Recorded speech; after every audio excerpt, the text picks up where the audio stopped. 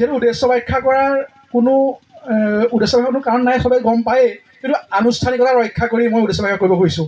আমাৰ সন্মানীয় সভাপতিদেৱ উদ্ধৱ বাবলু প্ৰসাদ বৰুৱাদেৱ, মোৰ শিক্ষাগুৰু ডক্টৰ অজিত ছাৰ, আমাৰ কেন্দ্ৰীয় ঐতিহ্য সংৰক্ষণ গৱেষণা সমিতিৰ সন্মানীয় সভাপতি মানিক লক ছাৰ, ককিলা মহোৎসৱ উদযাপন সমিতিৰ সন্মানীয় কাৰ্যকৰী সভাপতি বকুণ্ঠমান মহন্ত দা, লগতে মঞ্চত প্ৰেক্ষাগৃহত উপস্থিত ৰাইজ, আপোনালোক সকলো অৱগত যে ককিলা মহোৎসৱ এটা বুৰঞ্জী প্ৰসিদ্ধ অঞ্চলৰ লগতে স্বভাৱসিদ্ধভাৱে প্ৰাকৃতিকভাৱে চহকী এখন ঠাই।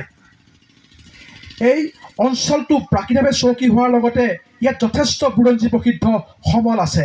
ফাকুৱা ঢলকে ধৰি এই অঞ্চলটোৰ মাজেৰে যোৱা বৰদালি, পটীয়াফকলা, চৰলা বিল, যি বুৰঞ্জীত আছে যে পটীয়াফকলা চৰলা বিলত যি আহোম আৰু মানৰ যিখন শেষৰণ লাগিছিল মোগৰণ 1822 খ্ৰীষ্টাব্দৰ 19 এপ্ৰিল তাৰিখে 600 বছৰীয়া আহোম সাম্ৰাজ্যৰ বেলি মাৰ গৈছিল।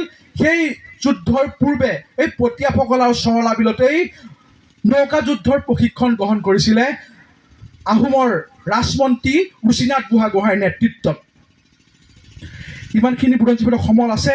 লগতে ইয়াৰ পৰা পশ্চিমলৈ আহোম সাম্ৰাজ্যত ধৰক পৰক কৰি দিয়া বিশ্বৰ ভিতৰতে প্ৰথমখন গণবিদ্ৰোহ, যি মোৱামৰীয়া বিদ্ৰোহ, ইয়াৰ পৰা 5 কিলোমিটাৰ নিলগৰ পশ্চিমৰ খুটিয়াপুটা সত্ৰৰ পৰা আৰম্ভ হৈছিলে, যি বৰ্তমান এলেঙুৱা ছয়ালিৰ পৰা 2 কিলোমিটাৰ পশ্চিমলৈ অৱস্থিত।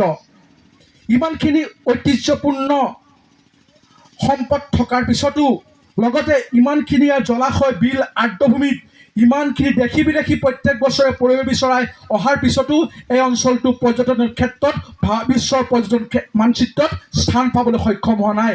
এই সকলো বস্তু তুলি ধৰিবলৈ, মানুহৰ মাজত লৈ যাবলৈ, জিলা প্ৰশাসন, চৰকাৰ দৃষ্টিগোচৰ কৰিবলৈ আৰু এই বস্তুবোৰ বিশ্ব পৰ্যটনত তুলি ধৰিবলৈ প্ৰয়াস কৰাৰ উদ্দেশ্যে আমি ককিলা মহোৎসৱ দ্বিতীয় 2024 আয়োজন কৰিছোঁ আৰু তাৰে অংশ হিচাপে আজি এই আলোচনা চক্ৰখন অনুষ্ঠিত কৰা হৈছে।